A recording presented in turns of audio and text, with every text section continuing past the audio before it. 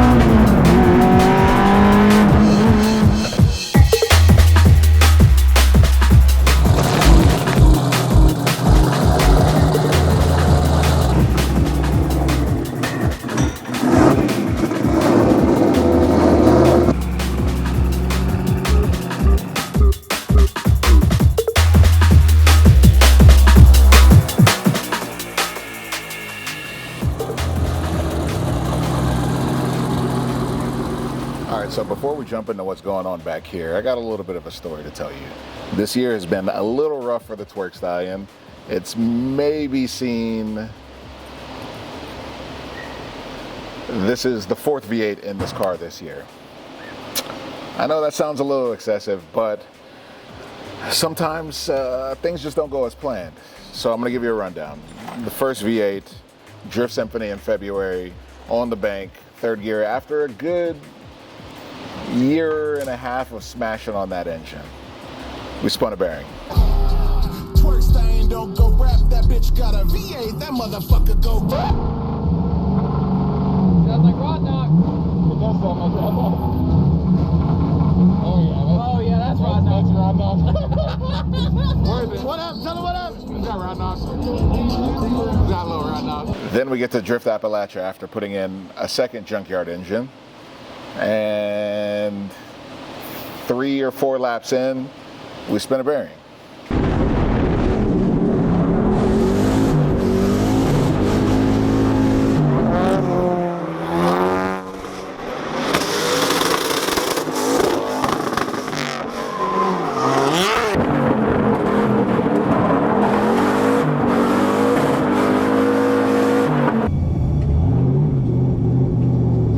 Then we buy a used engine from someone that may or may not have been refreshed.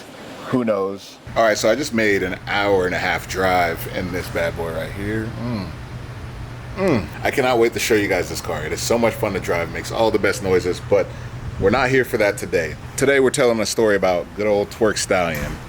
This car has unfortunately been nothing but problems for me as of late. I don't really know how to talk about it, man. It sucks. It sucks. It sucks because I love this car and it should be simple. It's a V8 with a little turbo running a little bit of boost. It's not that crazy. I know you guys don't think I've had pretty good luck with them, but I've had pretty good luck with them. So the last 2 motors I had are 6.2s. Spun bearings in both of them. My boy Rob, he's the shop director at Nappy Boy Automotive, but he also has his own shop called Auto Extreme, so you'll be seeing a lot more of him a lot lately. We're working on getting him comfortable in front of the camera, baby steps. Long story short, they pulled the 2 motors that spun bearings. I had a 6.2, spun a bearing, I had a spare, spun a bearing. So I'm pretty sure he said ARP bolts were being used on the rods without line honing them, so the clearance isn't right. So basically the bearings have a little too much tension, a little too much torque on them, and it's causing the bearings to spin, which sucks. But Rob went ahead and sourced me a 5.3, which I love 5.3s, man. 5.3s were what started this all for me, from NA to turbo. They take a beating like no other. I'm not trying to spend a bunch of money on motors because a 5.3 with like 5 pounds of boost makes 500 horsepower, and that's all you really need. This is where we are now, and this car did not look like this a week ago. Or a couple days ago. This car did not look like this. So this car spun a bearing at Drift Appalachia. Rob brought it to his shop and he's like, don't worry, we're gonna get this thing right. But he found out that the subframe was loose. I knew this was bent from when Rob and I crashed back in 2016, but I had a cap that hid the camber plate, so you couldn't see that. To match this side, it was actually positive camber on the plate. You know, a little voodoo, but Rob went above and beyond and pulled the strut tower out, bent the frame rail up or down? Down. Yeah, bent the frame rail down, Yep. Fixed my bash bar, primered and painted the entire engine bay, got a nice 5.3 and then put my Texas Speed heads, my Texas Speed cam, and we're also putting a Texas Speed intake. But we got some other new parts for it that I'm going to show you guys on the table over there. But basically, old Twerk is coming back better than ever. This car hasn't been straight in almost 10 years, so I'm pretty sure I'm going to hate it. He just made one little thing. He said, one day I'm going to put it on the frame machine. So I just went ahead and done it. Oh, man. As you will learn, Rob doesn't play around when it comes to cars. If he sees something wrong, he doesn't patch it, he fixes it. As much as I appreciate it, my Amex card, pocket. The struggle is about to be real, but at the same time, this car is going to be better than ever. And since I keep pulling it out of retirement, but without actually doing anything to make it better, this is going to be great. What's your favorite car? You know that. I love this car, man. I do. I really do. You enjoy driving this car more than you do any of them. I really do. It's special to me, man. This car, without this car, I literally, I don't feel like I have anything. That's a bunch of seat time in this thing. Yeah. Oh, thanks, John. I appreciate it. But yeah, this is my baby, and it's coming back. We got a good old 5.3 back in it. Like I said, Texas Speed heads, Texas Speed turbo BFD cam. I think it's one of one. Shout out Zach. Shout out Texas Speed. And then we got some other parts over here. I'm gonna get out of your way. Yes, sir. One thing we're doing is we are switching to the Haltech Nexus Rebel. This is specifically for LS engines, and with the terminated harness, it's pretty plug and play. You could do drive-by-wire, anti-lag, traction control. I mean, whatever you can think of, you can do with this ECU. And for naturally aspirated applications, I'm pretty sure it also has a little self-tuning capabilities. But this thing is a beast. Haltech is just always moving forward. This thing is awesome. I'm excited to upgrade Twerk, man. Twerk deserves this. And then on top of that, my brakes failed at Laguna Seca, and they never felt the same again. We changed the booster, we changed all the parts around it, and it never felt the same. So I went ahead and got this Chase Base dual piston brake booster delete kit with lines and everything. Got this Texas Speed intake to pair with the heads and the cam that we got. And then Twerkstallion's always had a 40 gate on it. It was twin 40s, so, you know, not that bad, but we're moving to a 45 just to get some better control. I want to turn the boost up a little bit, but these things are really nice. So yeah, right now, the goal is to make Twerkstallion bigger and better than ever. It's straight. It's got a fresh 5.3, which I love. Brand new Haltech Rebel LS. It's on VP race fuel now. This thing is just waiting to see. Just wait and see, all right? Yeah, we're making moves.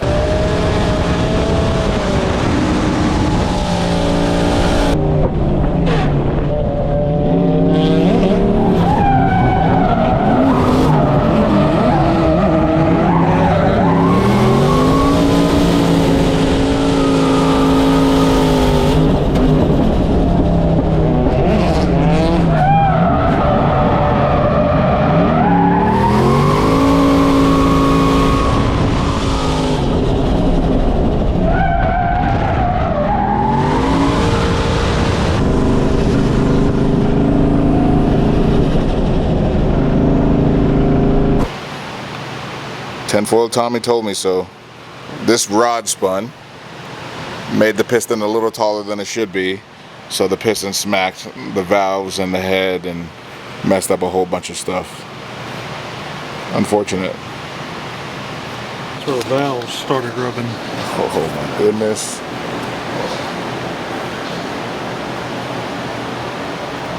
Yep, that's not good.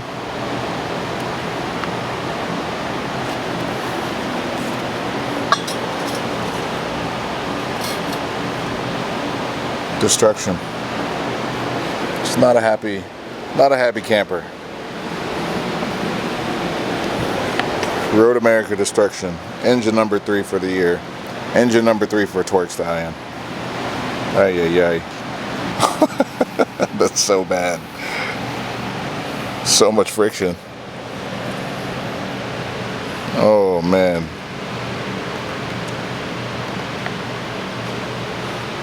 Oh, Tommy. Sorry, bud. This was my special one-of-one cam that Zach sent me. That's my face on a cam. And unfortunately, it is done for.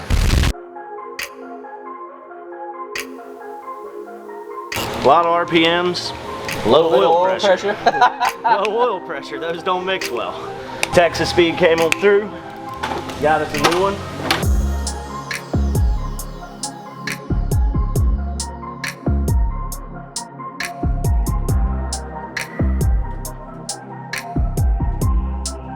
New ARP head studs. Now that we got a good motor, we're gonna put some more boost to it probably, so.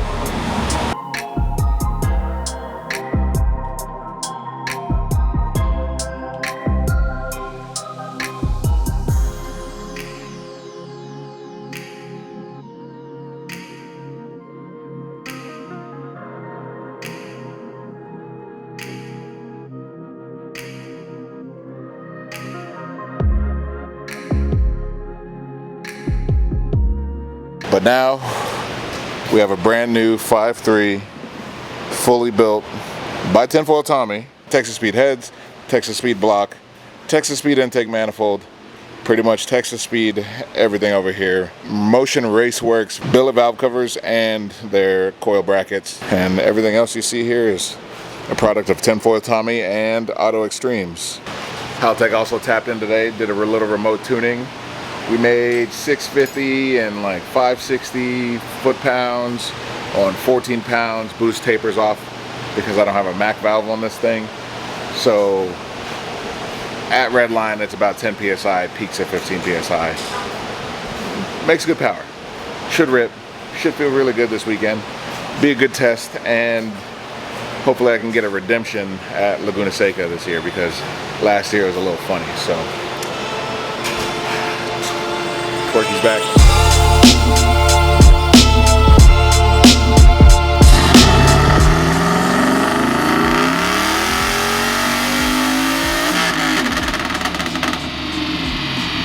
What have they done to Twerkstallion?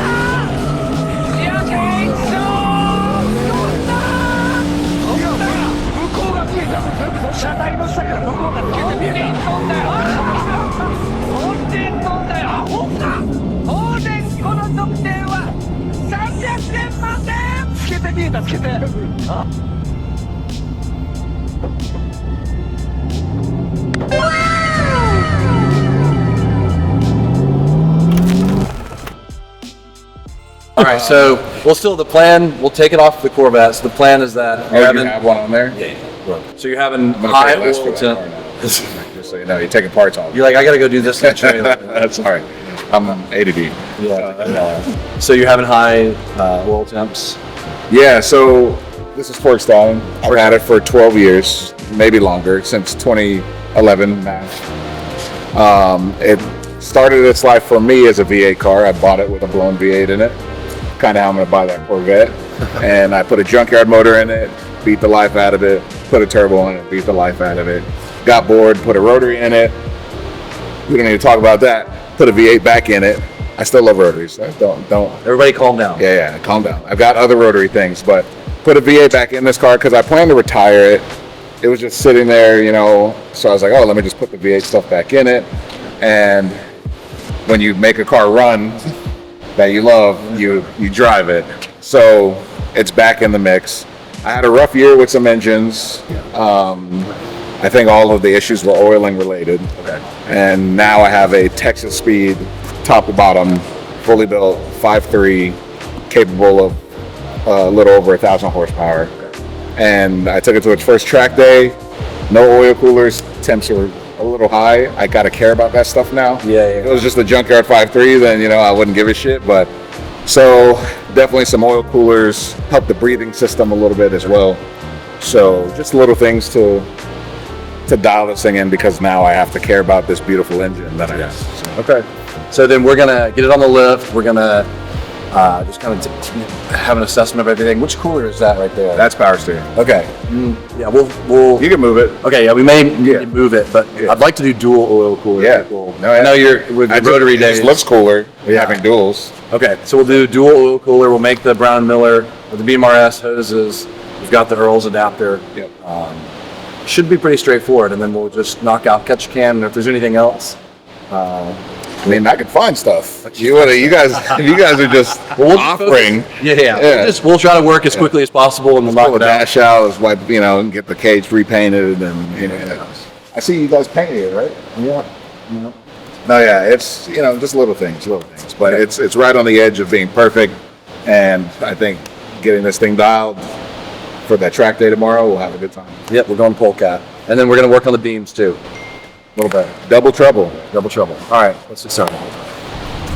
Nothing's for sale, except for the parts. I'll buy this one for real. Yeah. Why do you want an A46 M3? Yeah, we got a build we want to do. Yeah. I want to sell stuff. Like we'll like the bank account will dip down and like JZX, R34, like all the easy sells. But then we need it though, because we're always like mocking shit up on it. You can go get a 330. You're very convincing. Just take it. Load it up. I'll leave one of these. I'll leave that piece of junk here. You can keep that one. Yeah.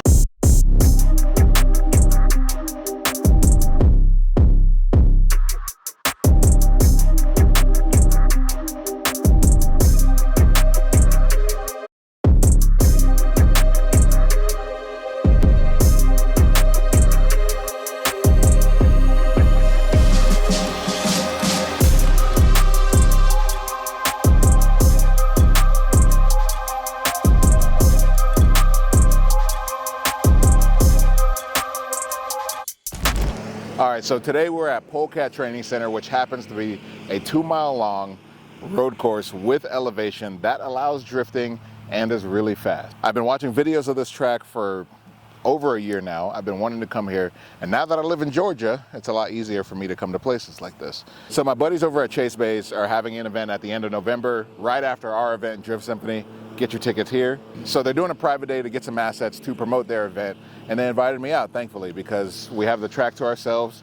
There was only 3 or 4 drivers, and let's say things got a little crazy, but the goal for today was to test Twerkstallion and make sure that it's ready to rock for Laguna Seca. We just put the Texas Speed engine in it, tested it at LS Fest, had some small tiny issues that we cleaned up, and we also added Chase Base oil coolers and catch cans just to make sure it's got optimal cooling and it breathes nicely. So the goal for today is to test that setup, make sure Twerk works, because I'm about to send that car all the way to California for Laguna Seca. So it'd be silly not to test your car before you do that. So that's why we're here today. So let's go smash on Twerk. Well, no, don't smash. Not gonna smash it.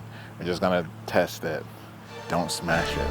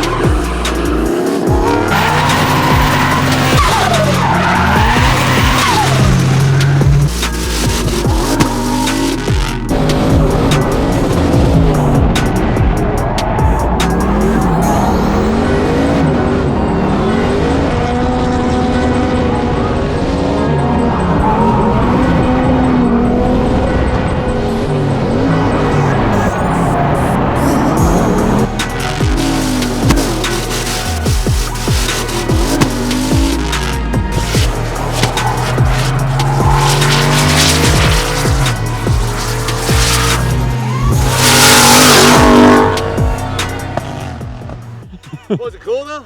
Yeah. And was it worth it? Oh yeah, you were close. Oh my God! Wow. Oh shit! Did I hit your car? No. Oh shit! Watch out!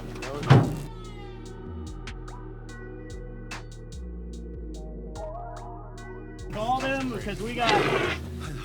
Dude, I would hate myself. Do they have a fire vehicle? Fuck, It it's just on fire, keeps it's on going. fire. Get in here, get in here, get in here, get in here, get in here, get in here. Right here in the corner, right here in the corner. Dude, should I go get my trailer? Well, hold on. Let's get this. Let's get this thing under control. I thought you killed John. So we're out here at Polecat Training Center in the middle of nowhere, Tennessee. It's insane what racetracks you'll find in the middle of nowhere. This facility is absolutely insane. It's 2 miles long. It's just over 2 miles long. It's got elevation, decreasing radius, flat out third gear, fourth if you got the cojones for it. This track is actually insane, and it's beautiful. The weather's nice. There's a bunch of worms everywhere, so all my chrome wheels are green from sorry nature. I apologize, but we just encountered one of the scariest things that could happen in a car. Rolando's 350Z LS powered just randomly caught on fire, and it was terrifying. So that's why we're all hot, sweaty, and out of breath, because we all pulled our own fire extinguishers and then it reignited, so we had to run to the corner worker stand. This is just a private day. This isn't a full track day, but we got it under control. I just want to drive this place forever. This track is so cool. I can't put it into words, but there's not many places where you can drift flat out, top of third, maybe fourth, for 2 miles. There's a couple long straights that you can either manji or just straighten up and reinitiate, but for the most part, I mean, just look at it. Just look at it. This is gorgeous. So we got Twerkstallion out here, shaking down for Laguna Seca, and we also have the one, the only Beams Hasselgren A86. Let's get it.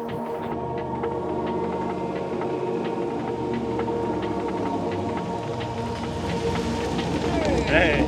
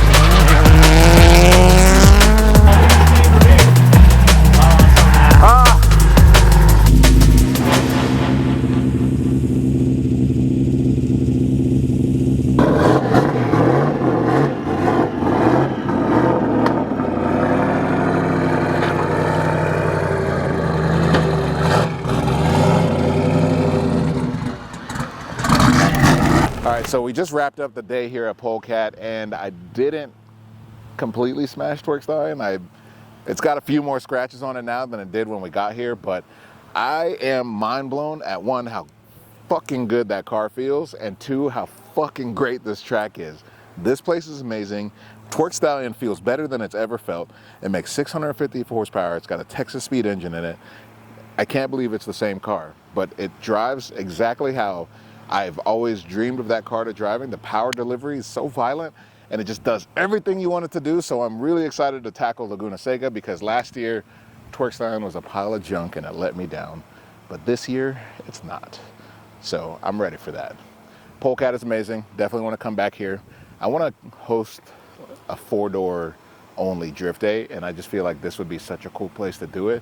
But this is also a lot of track. I don't know. This place is amazing. I am so happy I finally got to drive Polecat, and I'm really excited to come back to this place.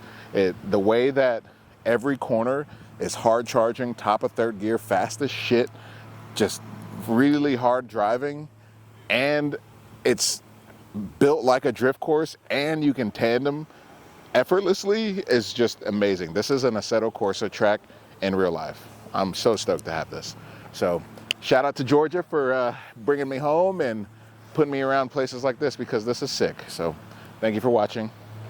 See ya, Laguna.